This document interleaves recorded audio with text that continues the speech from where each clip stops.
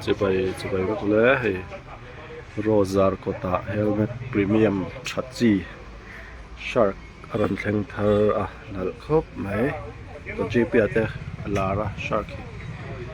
Grand Prix hey he KYT max lam type achal ro mani chuan hei shark chu ni ta ni shark te airo ne hei shark ma stock a chari khop mai hei ran thleng thar trewa KYT leopard te KYT hi chalhom khop mai stock hei half face te the course le rivo ma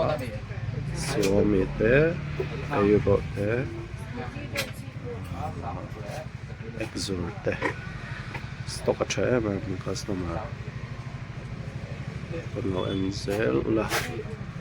Kalbel Zel Server stock Urucha Urucha khop mai GP rider bon hawinan khum ang khane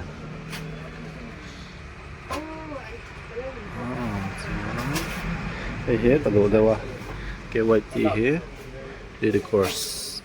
ania size large ania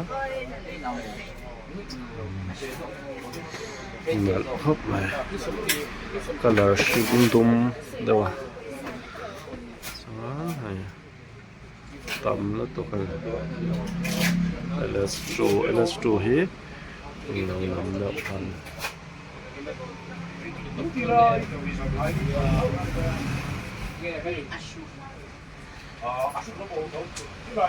tầm khóc bài huna nghề nấu ăn về una hal soi do na thank you thanom lo to kan ke wai ti tem hi common em do alara common do LS2 pioneer ni tha ang khani liner truth Ridex te exist tầm hop mai thì bao giờ hiện po mình này box po hiện là hop này po mình này là helmet po mình khá chuan shark là bên shark là cái là vía quá phần là common đó hi glossy black okay